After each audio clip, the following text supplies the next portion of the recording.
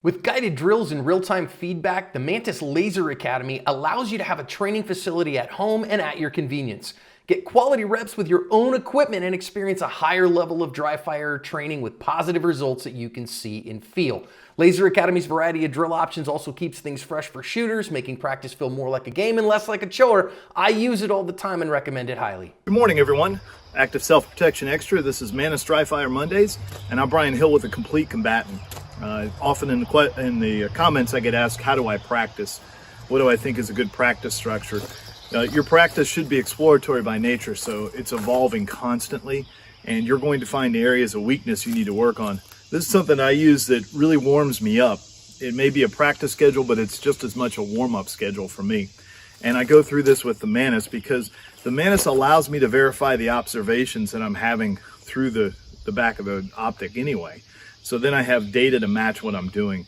I find the graph to be much more important than the scores themselves because I can watch the aiming process of how long I aim the gun, how I prep the trigger, and my follow through, which are all extremely important.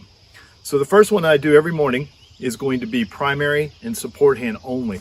The reason I do this is because it really works on my grip, makes sure that I'm activating the three fingers that I really need to in the primary hand, same thing on the other hand, and then I can feel the trigger and see the results in the sights. And nobody really likes to do this drill, so best thing to do as a shooter is to get the stuff out of the way early so that you get the most benefit from it. So what I would do on the Mantis, simply set it up here.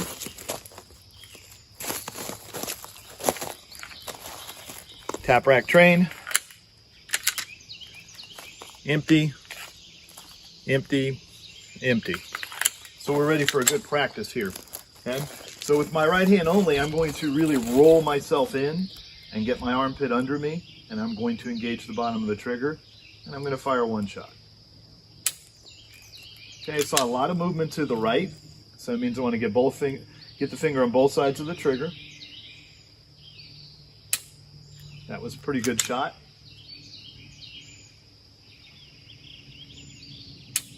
All right, not too bad. Okay, I'll holster up because nobody wants to sit here and watch me shoot on the Mantis. All right, I have no idea what the scores are going to be. First shot was a 95.4, second shot was a 90.4, and then a 95.6. That's, good scores. And I'm happy with the scores here. Okay. Let's watch the aiming patterns. This is what's really interesting. So let's look at a 95.6. What we see in this is as it aims, we see the blue is me lining up the gun here. And then when I get on the trigger is the yellow, and then my follow through is the red, which was a really small thing. So aiming doesn't look anything like it's ever described in class. It is a squiggle of combinations of good decisions. So what we're trying to do is find the oscillation that will give us the best shot. And you can see I really started on what it perceives as the target, but as I started to move the trigger, I had to continue to clean it up, which is a very important detail. So I'm getting a lot of information right away. So I would do 10 shots on that. And then what I'm going to do is move on to support hand only. So I won't do 10 shots, I'll just do a couple because nobody wants to watch me shoot.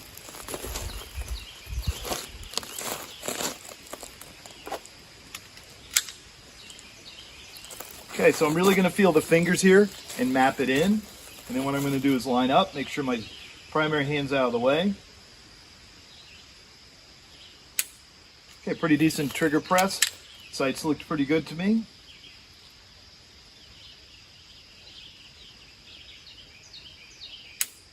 Not too bad.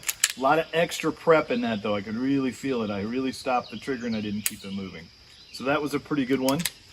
And let's see what my scores say. All right. So the first one was an 88, second one was 92, third one was a 95.4, which means I'm improving over time here. There's a 95.4, pretty average for me. My trigger press movement, my hold movement were very similar, but you can see how much longer the decisional process was on that. All right, so a lot more aiming and trying to do it. Still made a pretty good decision when I touched the trigger. Still a lot of movement, and it would have come in a little bit high and right is what I saw on the sight too. So now I have observation of me from the sight, and I have verification from the Mantis, which is really useful.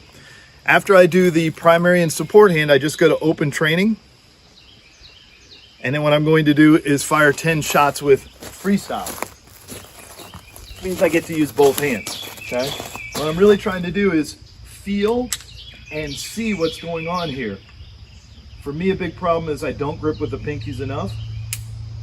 And with the striker fire gun, you'll see a bit of bounce. So if I really got a good grip on the pinkies, I won't see any of that bounce.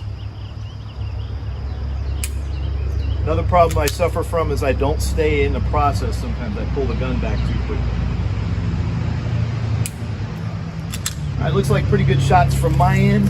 I would imagine there'd be about mid-90s, high 90s. So let's take a quick look. First shot was a 99.3, second one was a 91.7, and the third shot was a 98.3. So for those of you, oh no, I just erased it. That's too bad. Okay, let's go to the history and see if it's there. Okay. 3 shots, good.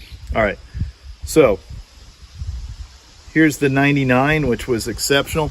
But look how long the decisional aiming process was with the blue. I don't know if you guys are gonna be able to see this, but you'll see it on your own, Mantis. A lot of movement here. Then when I prepped the trigger, I actually made a circle, and then I had to really stay with a follow through, all right? But all of that was relative to the target. So I'm getting pretty warmed up now. I've done both hands. I'm really paying attention to trigger press. So now it's time to do a little bit more timing mechanism. The next part of shooting for me is the extended prep and press. Now the Mantis doesn't have an extended prep and press. You can use the compress trigger brake. It works okay for that. But what I'm doing is taking the hands from here to here, and I'm making sure that the finger comes to the trigger and I'm seeing the sights, because the first 2/3 of the draw are purely administrative. This is where all the shooting happens. So I want to make sure that's really well detailed and organized for me. So same idea here. Build the grip, feel the pinkies. Now get a good stance, put my head in the right position, look to the target, settle my eye, and press. Okay, and press. And press. A little quicker. So now I'm getting my timing down on it with the extended prep and press. I'm timing the finger coming to the trigger when I see the sights, and I've made a decision to shoot. It's a great drill for you guys to get better at what you're doing. So work on the extended prep and press. I usually do 10 of those, or if I'm seeing problems, I'll do more. I don't really care about the reps. It's when I get it together. Now, next important part of the draw is joining the hands together. Now, there's no shooting drill on this, so it's a little boring to watch. I've got a berm right behind you guys on the camera, so I'm going to do it facing you. But what I do is that, and then I look. Not only do I feel, but I look at my grip, and I can feel my pinky's not really connected, and I can see it's kind of floating off the bottom. So I'm going to try to correct that. So I'm going to start with the garment out of the way. I'm going to press down, and I'm just going to work on the left hand gripping the gun. I find a lot of issues in shooting simply come from not getting a good grip on the gun, especially for me, chasing it at the end, get real fast with a draw. So now I've got a good grip. As soon as I feel like my grip is lined up, what I'm going to do is this. I'm going to put it together with the extended prep and press. I'm not worrying about clearing the cover garment because that adds complexity. All I want to do is worry about the grip, see the sights, press the trigger. Okay? Once again, grip, see the sights, press the trigger. My finger will be moving inside that trigger guard when my sights come lined up with the target because I've made a decision to shoot. All right, that felt pretty good, pretty fluid. Okay, the only thing left now is a full draw stroke. What I do with a full draw stroke is dropping pars, okay? So I start off with a 1-2, which is good for me. It may be different for you, but I start off with a 1-2, I go to 1, I go to a 0.8, and then I go to a 0.7. I have not really gotten past 0.7 yet, so that's me reaching just a bit. I get mid-70s occasionally. The Mantis is really good for this. Oh, iPad's over here. So we go to holster draw analysis now, which is one of the greatest things about the Mantis, okay?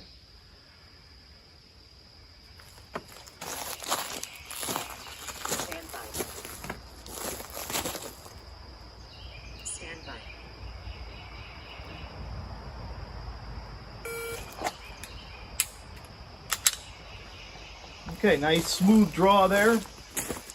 It's a 150. Okay, so I'm going to take 3/10 off of that for you guys. Stand by.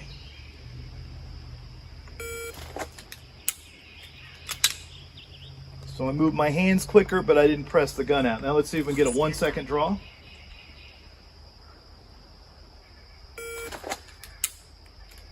Okay, so that should be a 1 second draw with a dropping par. I do 5 or 6 of those until I feel warmed up. Now 0.8.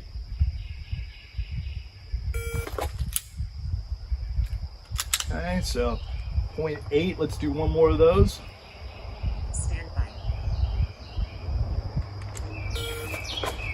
Little fumble there, so it'll be interesting to see what that reads. Probably should add 2/10 to it.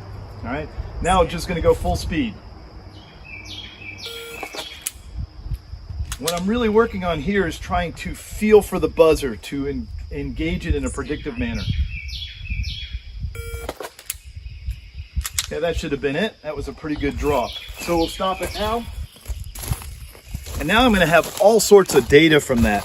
So my average reaction time to grip to the gun was 0.26, which is good, 0.25.